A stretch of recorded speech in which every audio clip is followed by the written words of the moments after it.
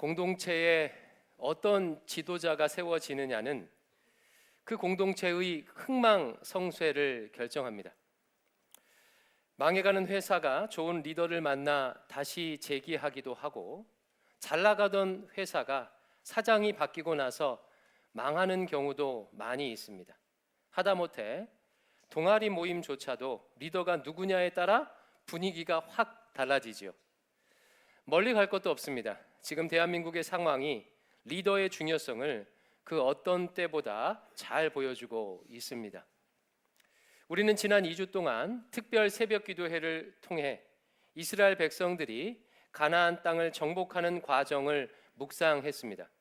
그들은 마침내 하나님께서 아브라함에게 주셨던 땅의 약속을 성취하였습니다.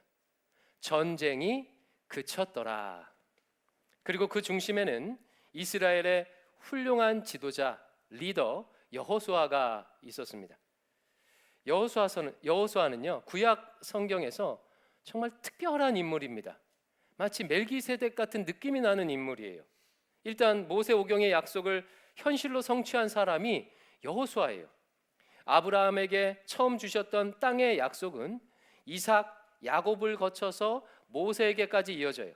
인간적으로 생각하면 그 약속은 모세가 성취해야 합니다. 모세는 광야 40년 동안 이스라엘 백성들을 이끌었으니 그 영광이 당연히 모세의 몫이 되어야 할 것 같아요. 그러나 여호수아가 그 약속을 성취해요. 또한 여호수아는요, 모세 오경에 나오는 핵심 인물 가운데 출생에 대한 이야기가 나오지 않는 유일한 사람이에요. 아브라함은 아버지 데라의 이야기 등 출생 배경이 소개되죠. 이삭, 야곱, 요셉, 모세 모두 출생의 배경이 나옵니다. 그러나 여호수아는 에브라임 지파 눈의 아들이라는 설명 외에는요, 출생의 배경이 전혀 없어요. 부모, 부인, 자식 이야기도 하나도 없습니다. 요즘 말로 갑톡티라는 말이 있지요. 갑톡티. 여러분 들어보셨죠? 출애굽기 17장에서 이스라엘이 아말렉과 첫 번째 전쟁을 하는데 이때 모세가 여호수아를 군대 장관으로 보냅니다. 전후 어떤 맥락도 없이요, 갑자기 여호수아라는 이름이 툭 튀어나오는 거예요. 또 다른 특징은 여호수아에 대해서는 부정적인 기사가 없습니다. 아브라함과 이삭의 경우 부인을 누이라 속이고, 야곱은 아버지와 형을 속이고, 요셉은 형들의 잘못을 고자질해서 형들에게 미움을 받고, 모세는 하나님의 명령을 어겨 반석을 지팡이로 치는 등 잘못한 이야기가 나와요. 근데 여호수아는 없어요. 여호수아 9장에 보면 기브온 주민들이 이스라엘을 속이고 화친을 맺자고 하죠. 이때 성경은 기도하지 않고 조약을 체결했다고 기록하고 있는데, 여기서도 성경은요, 기도하지 않은 주체를 이스라엘 족장들로 말하고 있습니다. 여호수아는 그들의 결정을 받아서 조약을 체결한 것으로 서술하고 있어요. 회중의 원망을 들은 것도 여호수아가 아닌 이스라엘 족장들입니다. 무엇보다 이 일에 대해 하나님께서 여호수아에게 어떤 책망도 하지 않으세요. 나중에 그 부분 다시 한번 다른 버전으로 읽어보십시오. 다시 들어올 거예요. 여호수아는요, 모세 오경에 등장하는 핵심 인물 중 유일하게 단점이 없는 이상적인 인물로 나옵니다. 여러분 이렇게 들어보니까 정말 특별하지 않습니까? 기라성 같은 인물들을 제끼고 약속을 성취한 사람, 출생의 비밀을 가진 사람, 단점이 없는 사람. 그래서 대부분의 학자들은 이 여호수아가 예수님을 미리 예표하는 인물로 봅니다. 그러므로 우리는 여호수아를 통해서 참 리더의 모습을 배울 수가 있습니다. 아하, 내가 저런 모습으로 변화해야 하는구나, 성화해야 하는구나. 공동체 리더는 아하, 저런 모습이구나. 하나님께서 저런 리더를 사용하시는구나 라는 것을 여호수아를 통해 배울 수가 있어요. 오늘은 이 부분에 대해서 이야기를 나누려고 합니다. 하나님께서 쓰시는 리더의 자질에 대해 살펴보겠습니다. 제가 총 4가지로 정리를 했는데요, 이 4가지를 통해서 여호수아가 어떤 인물인지에 대해서도 알고 리더의 자질도 좀 배워보겠습니다. 첫 번째, 여호수아는요, 하나님께서 세우신 권위에 순종하는 사람이었어요. 그는 이스라엘의 지도자가 되기 전에 모세의 수종자로 지냈습니다. 여호수아서 1장 1절은요, 여호수아를 이렇게 소개하고 있어요. 같이 한번 읽어볼까요? 1장 1절 시작. 여호와의 종 모세가 죽은 후에 여호와께서 모세의 수종자 눈의 아들 여호수아에게 말씀하여 이르시되, 여호수아를 뭐라고 소개하죠? 모세의 수종자라고 소개해요. 쉽게 말하면 비서입니다. 모세의 비서. 이스라엘이 출애굽했을 때 여호수아의 나이가 몇 살쯤 됐을까요? 출애굽했을 때 약 40살에서 50세 정도 됐을 것으로 추정합니다. 여호수아가 110살에 죽거든요. 그것을 기준으로 가나안 정복 전쟁 기간, 광야 40년 등을 고려하면 여호수아가 출애굽했을 때 나이는 한 40세에서 50세 정도 되는 거예요. 그러니까 이미 출애굽했을 때 나이가 꽤 있었던 거죠. 그는 출애굽기 17장 아멜렉과의 전투에서 처음 등장한 이후 40년 가까이를 모세의 수종자 비서로 지냅니다. 출애굽기 24장 13절 말씀 한번 볼게요. 같이 이것도 읽어볼까요? 시작. 모세가 그의 부하 여호수아와 함께 일어나 모세가 하나님의 산으로 올라가며, 여기서 하나님의 산은 신의 산을 의미해요. 모세가 신의 산에 갈 때도 같이 신의 산에 올라갈 정도였어요. 다른 사람들은 신의 산에 위에 있는 그 불을 보고 무서워서 가까이 가지도 못하는데, 여호수아는 모세가 가자고 하는 곳은 마다 않고 어디든지 다 따라갔습니다. 여호수아는 에브라임 지파를 대표하는 지도자였어요. 에브라임 지파는 유다 지파 다음으로 가장 힘 있는 지파입니다.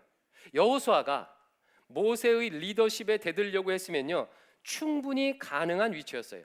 그러나 여호수아는 40년 동안 모세의 리더십에 철저하게 순종을 했습니다.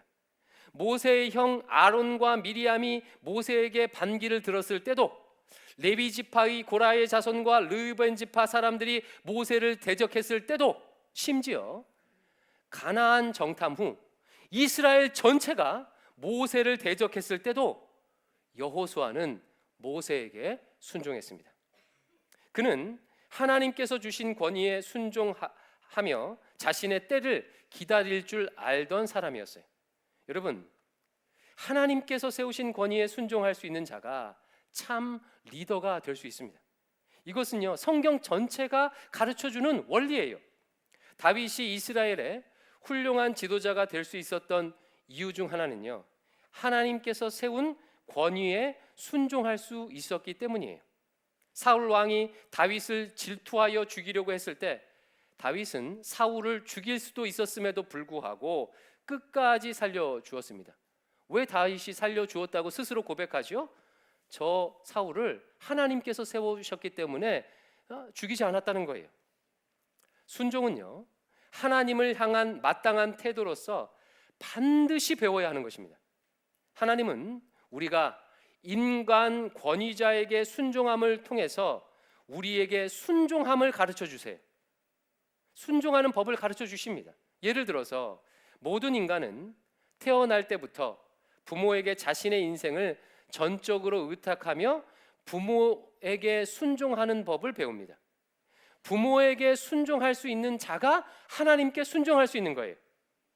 안타깝게도 이 시대는요, 순종이란 단어가 나쁜 단어가 되어 버렸습니다. 아마 잘못된 권위, 폭력적인 권위 때문에 피해를 많이 겪은 탓일 것입니다. 그럼에도 불구하고요, 순종은 모든 인간이 마땅히 배워야 할 벌주, 미덕이에요. 미덕. 하나님이 세우신 권위에 순종할 수 있는 자가 순종을 이끌어낼 수 있는 것입니다. 그러므로 사랑하는 성도 여러분, 특별히 청년 여러분, 좋은 리더가 되고 싶으십니까? 그렇다면 먼저 하나님께서 세우신 권위에 순종하는 법부터 배우십시오. 부모의 권위, 영적 리더들의 권위, 스승의 권위에 순종하십시오. 눈에 보이는 권위에 순종하지 않으면서 하나님의 권위에만 순종하겠다는 것은 사실은 가짜입니다. 결국 내가 왕이 되겠다는 뜻이에요. 두 번째, 여호수아는요 하나님의 영으로 충만했던 사람이었습니다. 민수기 27장 18절에 보면 하나님께서 여호수아에 대해서 이렇게 말씀하셔요. 이것도 한번 읽어볼까요? 시작. 여호와께서 모세에게 이르시되 눈의 아들 여호수아는 그 안에 영이 머무는 자니 너는 데려다가 그에게 안수하고. 이 말씀은요 하나님께서 모세에게 여호수아를 안수해서 차기 리더로 세우라고 말씀하시는 그 말씀 가운데 나오는 얘기예요. 여호수아를 어떻게 하나님께서 소개하고 있습니까? 영이 머무는 사람이다 라고 하죠. 원어로 직역하면 영감 받은 사람 혹은 영의 사람이라는 뜻이에요. 이 표현은요 특별한 표현입니다. 보통 구약 시대에는요 영이 그에게 임하였다라던가 그가 영에게 감동되었다라는 표현을 사용합니다. 영과 사람을 분리해서 말해요. 그런데 여호수아의 경우는요 영의 사람이다라고 하면서 그와 영을 일치시키고 있습니다. 성령님과 항상 함께하는 사람이라는 뜻이지요. 여러분, 하나님의 일은 인간의 힘과 능력으로 하는 것이라 아니라 하나님의 힘으로 하는 것입니다. 다른 말로 성령의 능력으로 하는 거예요. 이번에 우리는 이스라엘이 가나안을 정복하는 과정에서 그것을 똑똑히 보았지요. 아무리 적군이 바다의 모래와 같이 많아도 하나님께서 함께 하시면 승리할 수 있었어요. 반면 적이 아무리 약해도 내 힘과 능력으로 할 때는 패배했습니다. 그러므로 리더의 능력은 하나님의 영에서 나오는 것입니다. 그것을 영적 권위라고 말하지요. 아무리 학벌이 좋고 스펙이 화려하고 집안 배경이 좋고 돈이 많아도 영적인 권위가 없으면요 하나님 나라에서는 리더십을 발휘할 수가 없습니다. 그렇다면 여러분, 어떻게 영의 사람이 될 수 있을까요? 영의 사람이 되는 것은 전적인 하나님의 은혜요 하나님의 주권에 달려있는 일이지만 우리 편에서 해야 할 일이 있어요. 간절히 성령님을, 하나님의 영을 사모해야 합니다. 하나님은 우리가 성령 충만하기를 원하세요. 때문에 성령의 은혜는요 언제나 비처럼 우리에게 계속해서 부어지고 있습니다. 성령의 은혜가 멈출 때는 없어요. 따라서 우리가 하늘을 향하여 마음의 문을 열면 언제나 성령의 충만함을 받을 수가 있어요. 예를 들면 이와 같습니다. 지금 하늘에서 비가 내리고 있다고 가정해 보겠습니다. 물을 얻으려면 어떻게 해야 하면 되죠? 그릇을 가져다가 그릇 입구를 하늘로 향하고 있기만 하면 되는 거예요. 그러면 비가 그 그릇에 자연스럽게 차게 됩니다. 반대로 그릇을 거꾸로 덮어놓게 되면 아무리 하늘에서 비가 장대같이 쏟아져도 한 방울도 그 그릇에 채울 수가 없어요. 성령 충만도 마찬가지입니다. 내 마음의 그릇을 하늘로 향할 때 성령 충만함을 누릴 수가 있는 것입니다. 여호수아가 그랬어요. 출애굽기 33장 11절 말씀 같이 읽어볼게요. 시작. 사람이 자기의 친구와 이야기함 같이 여호와께서는 모세와 대면하여 말씀하시며 모세는 진으로 돌아오나 눈의 아들 젊은 수종자 여호수아는 회막을 떠나지 아니하니라. 이 말씀은 이런 배경이에요. 여호와의 성막 위에 구름 기둥이 이렇게 떠오르게 되면 모세가 아하, 하나님께서 지금 임재하셨다는 사인이구나 라는 것으로 알고 이 모세가 비서 여호수아를 데리고 성막 안으로 들어갑니다. 하나님의 음성을 듣기 위해서. 이때 이스라엘 전체 회중들은요 각각 자기의 장막 위에서 다 일어서 서요. 그리고 모세가 장막에서 나올 때까지 예배하면서 기다립니다.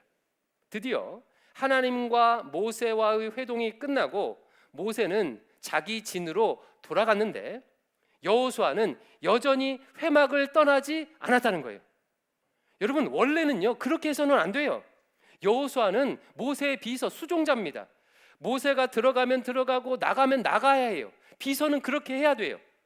하지만 여호수아는 회막에 남아 있었다는 거예요. 여호와의 임재를 간절히 갈망했기 때문이에요.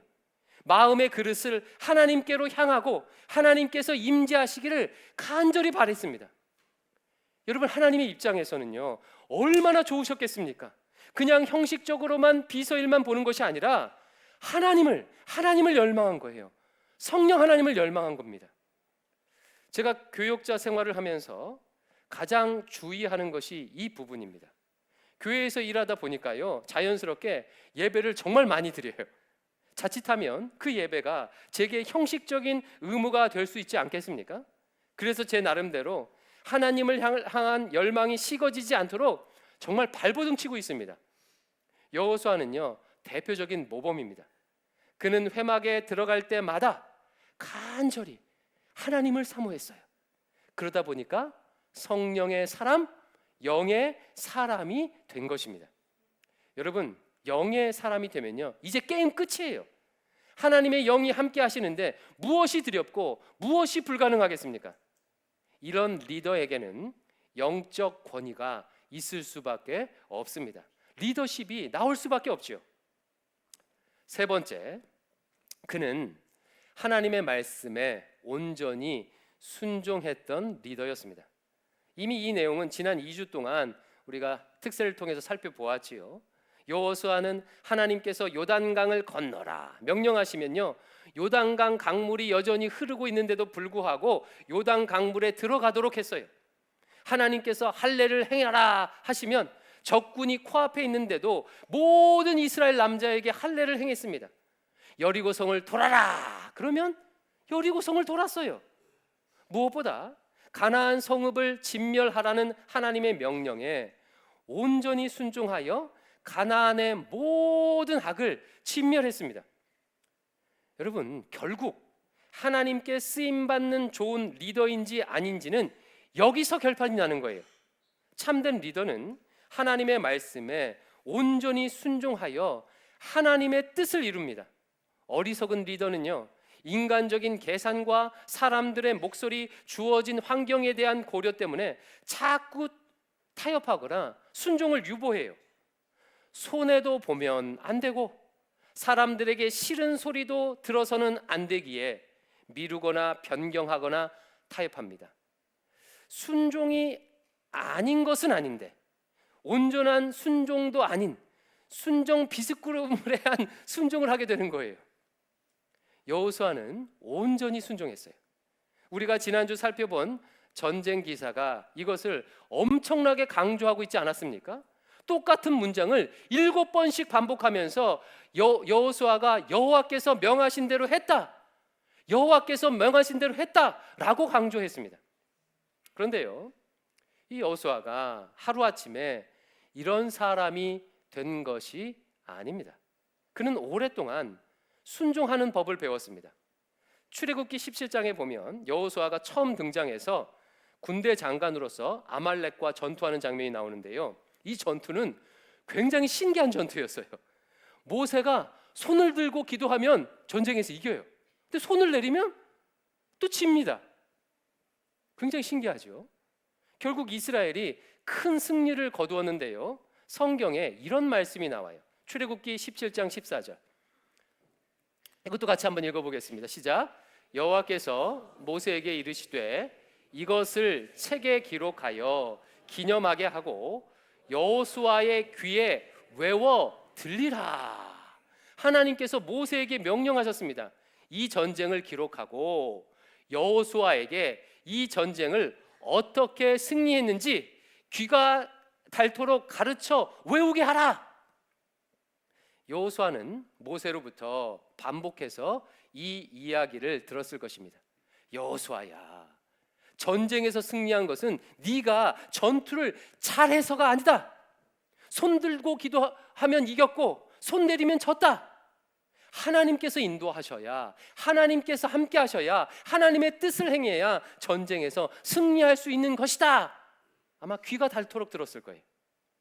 여호수아는 이 첫 번째 전쟁을 가슴에 새기며 40여 년 동안 비슷한 상황을 계속 반복해서 경험했습니다. 말씀에 순종하는 것만이 승리한다는 것을 온몸으로 배운 거예요. 좋은 리더는 이와 같은 경험이 많은 리더입니다.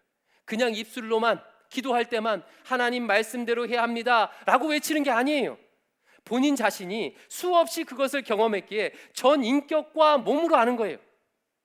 그래서 결정의 순간, 선택의 순간에 자연스럽게 하나님의 뜻에 순종하는 것을 선택하게 되는 것이지요. 마지막 네 번째, 여호수아는 끝까지 낮아지는 리더였습니다. 여호수아는 약 80세에서 90세의 나이에 이스라엘의 지도자가 돼요. 모세 다음에 차기 지도자가 됩니다. 몇 세예요? 80세에서 90세의 나이예요. 굉장히 늦은 나이에 되죠. 그리고 가나안 정복 전쟁을 치릅니다. 그는 가는 곳곳마다 승리하였고 무려 31개의 왕이 있는 성읍을 정복했어요. 그리고 나서 이스라엘에게 땅을 분배하기 시작합니다. 여러분, 만약 여러분께서 여호수아라면 어떻게 땅을 분배하시겠습니까? 제일 공을 많이 세운 자신이 먼저 땅을 차지하고 그 다음 리더들, 제사장들과 족장들에게 분배하고 그리고 전쟁의 성과대로 분배하고 나머지 사람들에게 나누어주는 이런 식으로 땅 분배하지 않겠습니까? 보통 이것이 세상이 공치려하는 방식이에요. 개국공신인 여호수아는 누가 보더라도 가장 좋은 땅을 분배받을 자격을 갖춘 인물입니다. 그런데 오늘 본문에 놀라운 장면이 나와요. 정말 놀랍습니다. 19장 49절 50절 같이 읽어볼까요? 시작.